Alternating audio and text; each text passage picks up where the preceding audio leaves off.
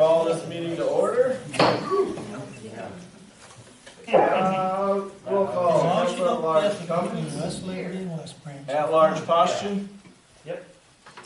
Council Ward number 1 Hembry. Here. Ward number 2 Anderson. Here. Ward number 3 Leo.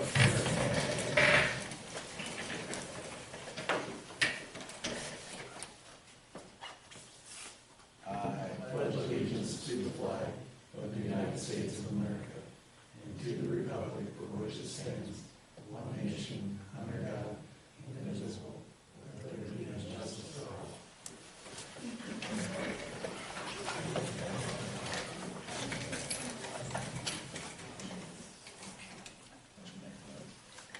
Alright, so to the agenda and agenda approval. There are no additions or subtractions. Is there a motion for approval? McNeil with first, Postian with second. Anderson? Yes. Postian? Yes. Hembry? Yes. McNeil? Cummins? Alright, so move to communications. If anybody would like to address the council, if any of the two of you would like to address us, please come to the podium. Seeing there is none, we will close that portion of the meeting and move on to the consent agenda, and these can be enacted with one motion. And they are the approval of the council meeting minutes from January of 2020, 20th of 2020, approval of the goal-setting session minutes from January 23rd of 2020, approval of special session minutes from January 29th, 2020, approval of the library minutes from December of 2019, approval of the library director's report from December of 2019, and the approval of the claims register, which also includes claims paid under the current purchase policy. Are any of those need to be pulled out? Mayor, I'd like to Yes. pull out item 3, the minutes for the special session Yes. on the 29th.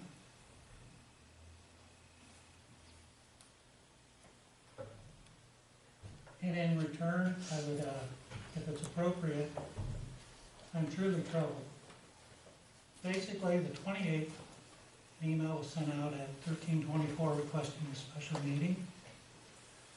On the 29th, the council meeting was held at 17:45 to discuss the fire truck, the tax exemption, and the Heartland rental.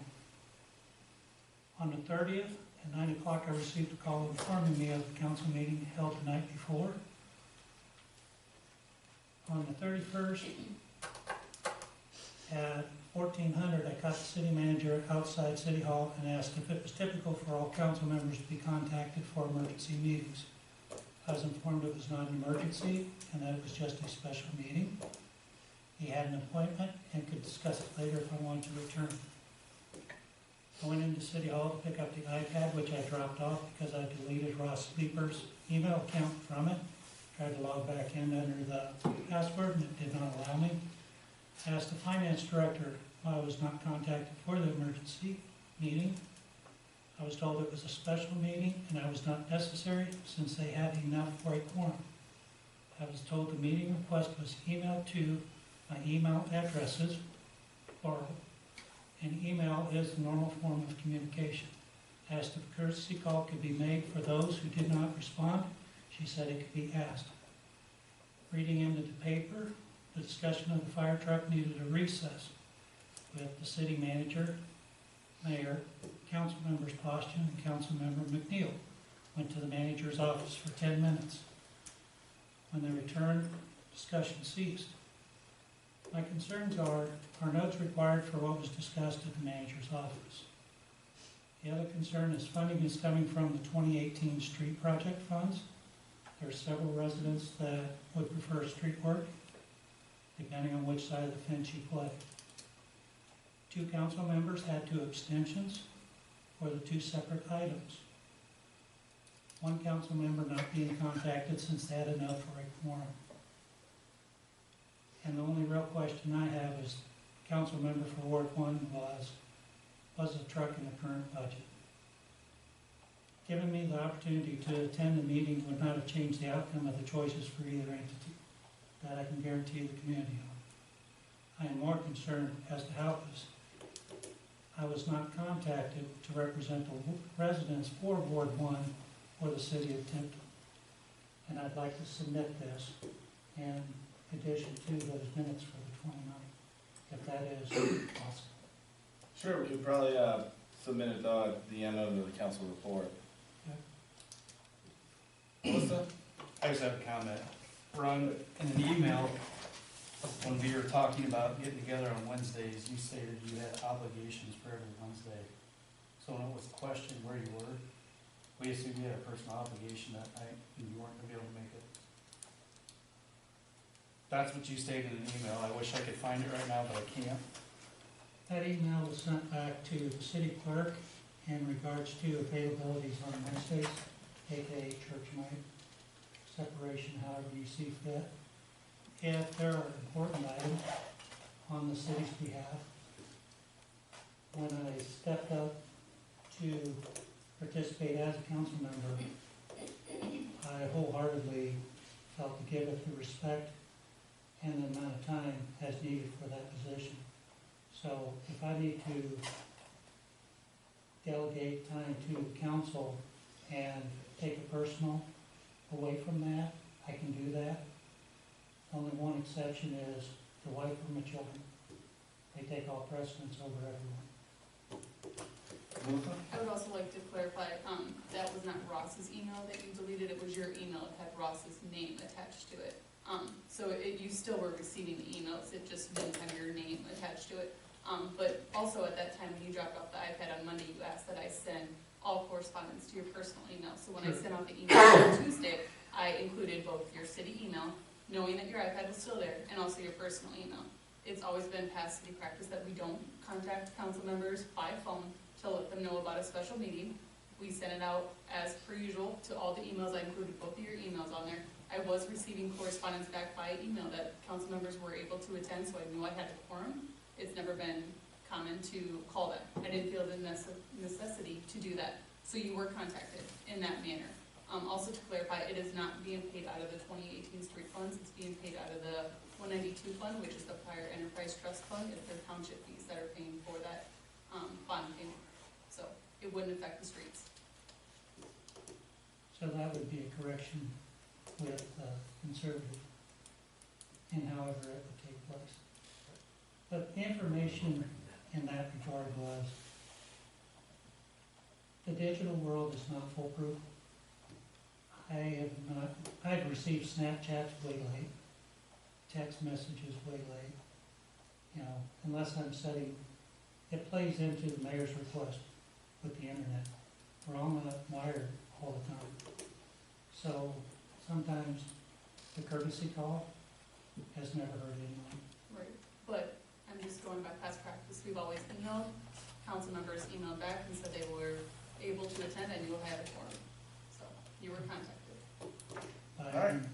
I could also say, actually, just on a completely side note,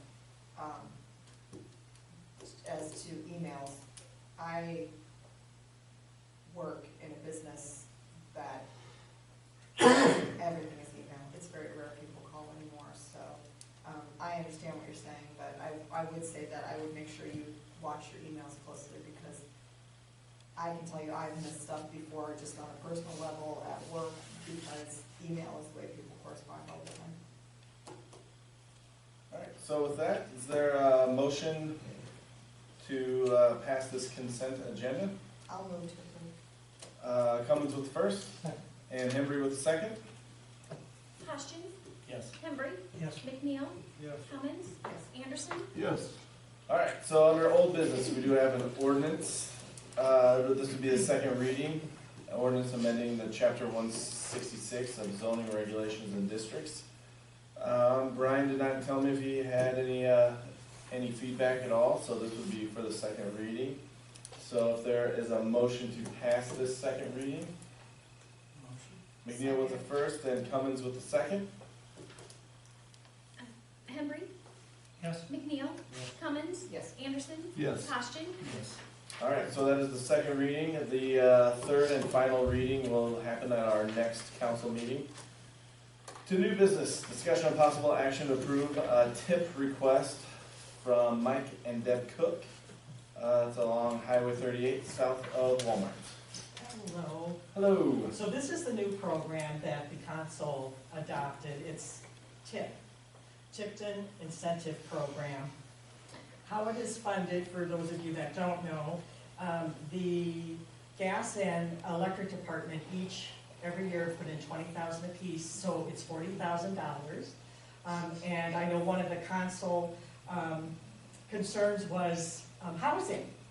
So these are 2 housing projects, and Mike Cook is off of Highway 38 by the doctor's office, thank you. And so with his, he will also have to make sure that he gets the proper permits with that. But the commission looked at his application, and his project is between $370,000 and $400,000.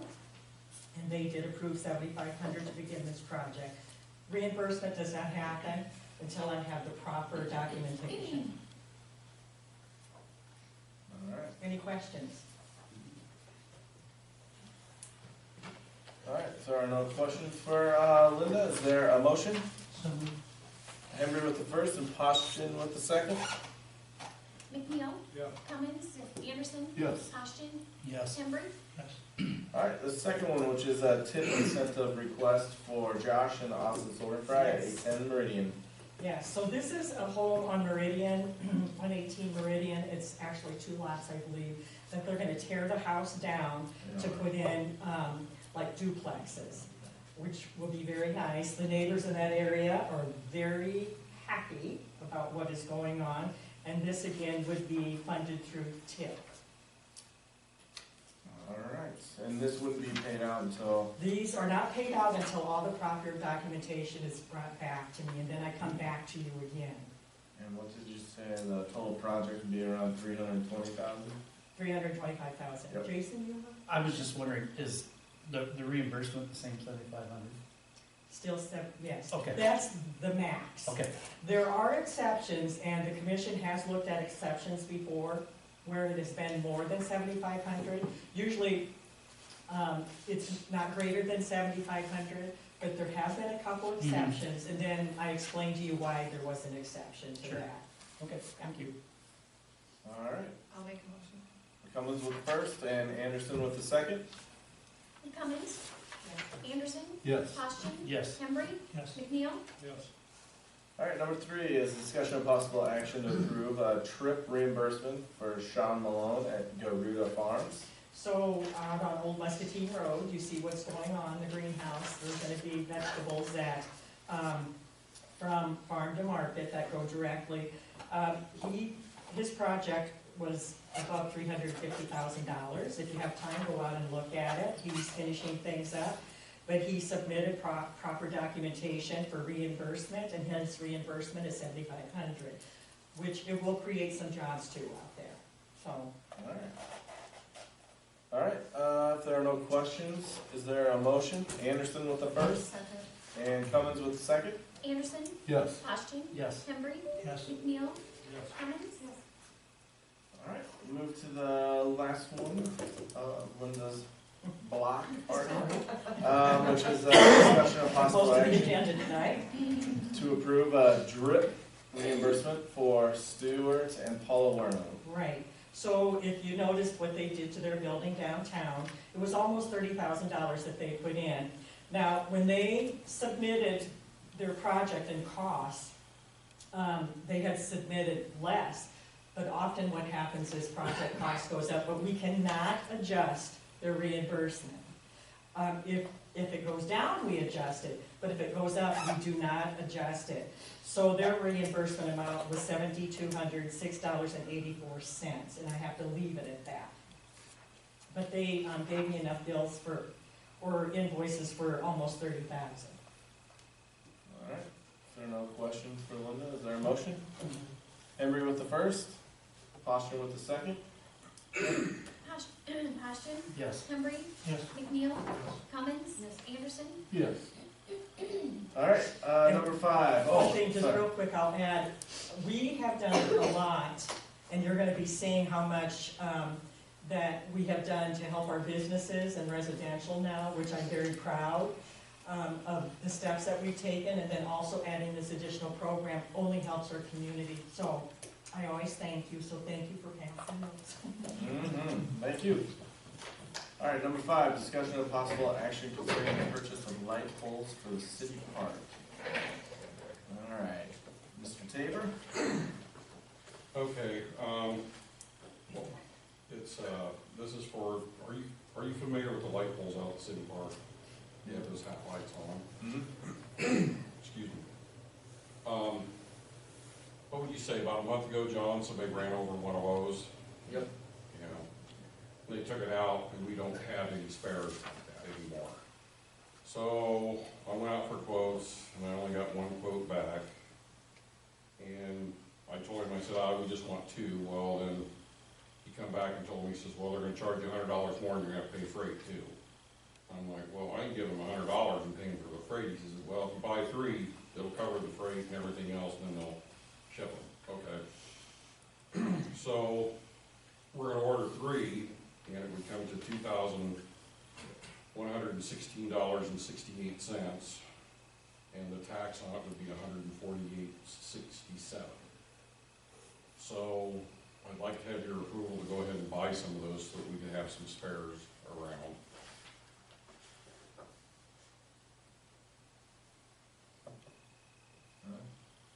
Any questions for Floyd? And we don't even get it. Are we always gonna keep that style of light at the park for? I don't know if we're going to or not. Okay. It's, We will for those. Well, yeah, that's what I was getting at. we've talked about putting up the regular steel street light poles, Mm-hmm. but we really haven't, talked about it much because of the expense. So it's kind of one of those things where, you know, it's something I could budget for, and we could do Right, that yeah. later. Unless Adam's here and he wants to donate some money to it. But, no, we could probably check into that. No, I was just curious as to, I mean, if we're gonna keep them around, yeah, 3 would Would be that be great. the reason that you only got one back, is because a lot of people don't do these polls anymore? Why do you think you only got one back? They're not a very common item.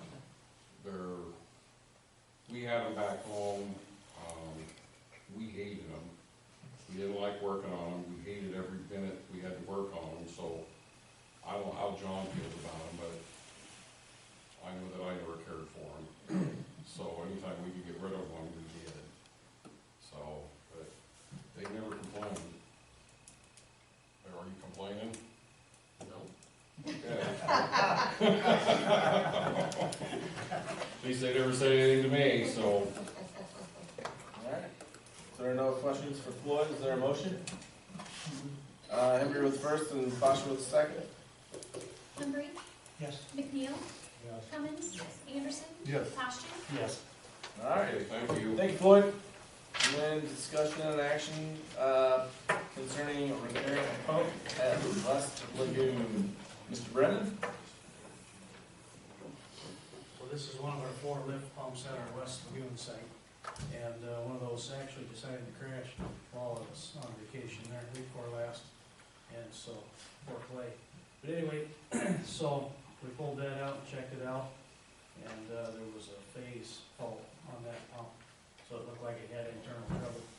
Sent that down to MVP in Bettendorf, Mississippi Valley Pump. They checked it out, found a couple issues with it. And so, I don't have the quote from me, I think you do $7,900 and change maybe. That includes a new impeller, seals, bearings, and a new cord. The cords on all 4 of those pumps are starting to get a little level checked. And and if you see there, they had an alternate for a brand new pump replacement for $19,000 and change. So I'm suggesting a rebuild of that and put it back into service. Hopefully sooner than later. They said 1 to 2 weeks, so put that back together upon approval. I'll make a motion for the rebuild one. All right. And with that, we got a motion from Cummins to approve the rebuild, and Anderson with the second. McNeil, Yes. Cummins, Yes. Anderson, Yes. Posturing, Yes. Hembry. Yes. All right, thank you. Move down to the reports. I don't have anything this week. Wait, sorry. Totally glossed over it. Sorry. How does Chief that make Effort. you feel? That's all right. All right. police department report, I know you guys had a busy year. We did. You have in your packets, and then Connie was gracious enough to put them together in a little booklet, because we like to add pictures and things. Tried to give you as much information as possible. I don't know if anybody has specific questions on anything.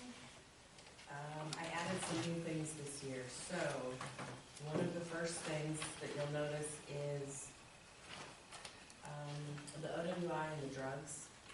Our OWIs were down a few, but I was tracking how many of the OWIs were strictly just drugs. No alcohol was found in their system.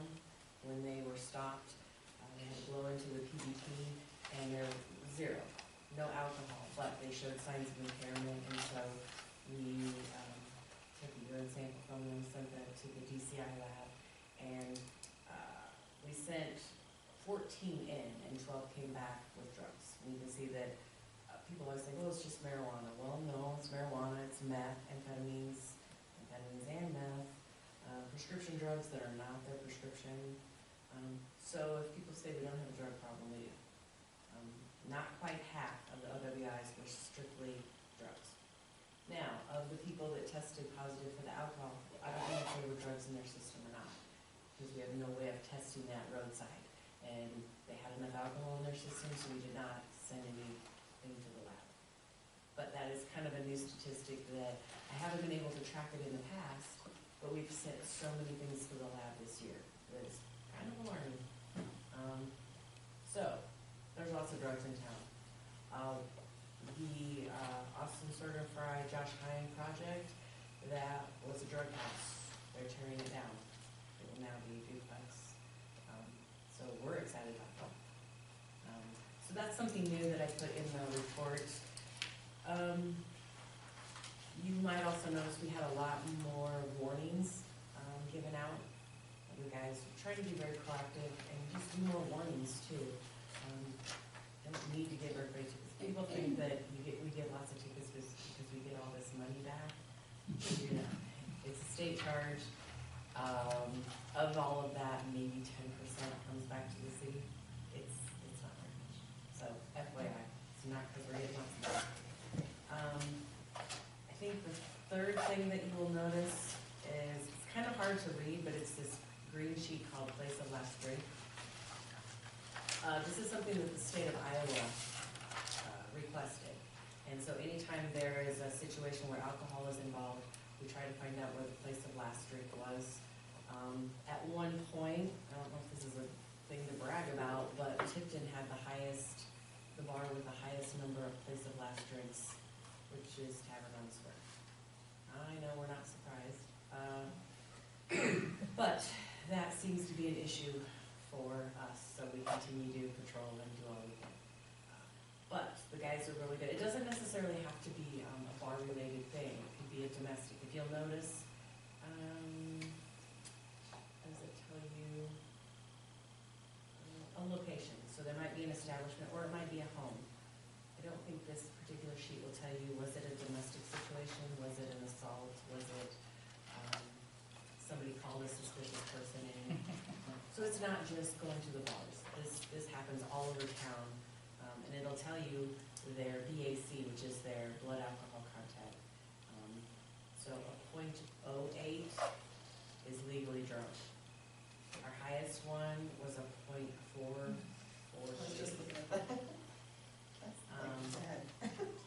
So fortunately, that person, we were able to get to the hospital and they're okay. But that's really, really high.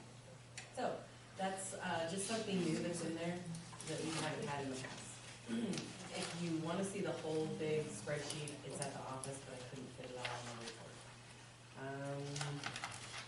Trying to think. We have also added, I tried to list a lot of the committees and things that the officers are on, and we're really starting with our multi-jurisdictional special operations and response team with Muscatine County, Eliza County, and Cedar County. I finished the negotiations training. While we were actually at training, we had a call out for a juvenile in the neighboring county, but luckily that ended peacefully, so it happens.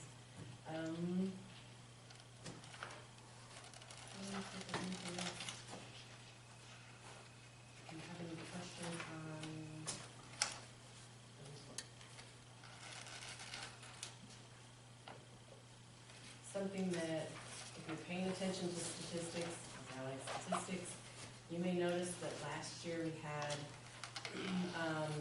151 total arrests, and this year we had 92 total arrests, so that's a drop of 59 arrests. Well, if you've ever heard the phrase, 10% of the population does 90% of the crime, that's kind of what we had. So, I have a little rundown of why our arrests dropped. In the last year and a half, 12 people went to jail. 3 people went federal, so they're in the federal prison system. 4 people went to state prison, but they are going to be going federal. 5 people went to state facilities, whether it's county jail, state prison, or an RCF, a residential correctional facility. And 2 families moved out of Tipton. Like, I don't know if we run them out or what, but, so, and Imperial Apartments has been bought by the Legacy Group, and they have basically gotten everybody except maybe 3, I think that's right, 3 families out of there. They're revamping everything. Their plan is to make it a great place to live. And they're following through with what they said they're doing, really checking everything. There have been no calls there since they took over and kicked everybody out. So, and something that we're a little bit worried about, worried, concerned, is Illinois' new cannabis law. You can go get weed 45 minutes away. And it's legal over there, but not here. So I foresee our OWI things. Your education. So, that is why our arrests are down, because we arrested 12 people, and they were doing a majority of the crime. And so, I just keep vigilant and work on that. All right. Any questions for Chief Kemper? Yeah, I kind of find interest in the animal issue. But would you guys like to fund something? I'm not gonna run it, but, I know, I will have to say, Friends of the Animals goes through a lot of changes, but man, they really do a good job. And I'm not And making it's that just up. not our community either. No, it's Yeah, the it's countywide. county, it's countywide, and they have done a phenomenal job of adopting pets and taking care of them. And if we didn't have them, there'd be no place to go. And they really do care. So I commend them. We try to work with them as much as possible. All right. Thank you, Chief. Sorry about trying to skip over you. All right. Is there a motion regarding the acceptance of this police department report? I'll make a motion for that. Cummins with the first, and Hembry with the second. Cummins? Yes. Anderson? Yes. Ashton? Yes. Henry? Yes. McNeil? Yes. All right, so now we're down to reports, and I still don't have anything to report this week. Council reports, we'll put Hembry's report in that part. Anybody else? Committee reports? City manager's out sick today, so he doesn't have a report. And department heads?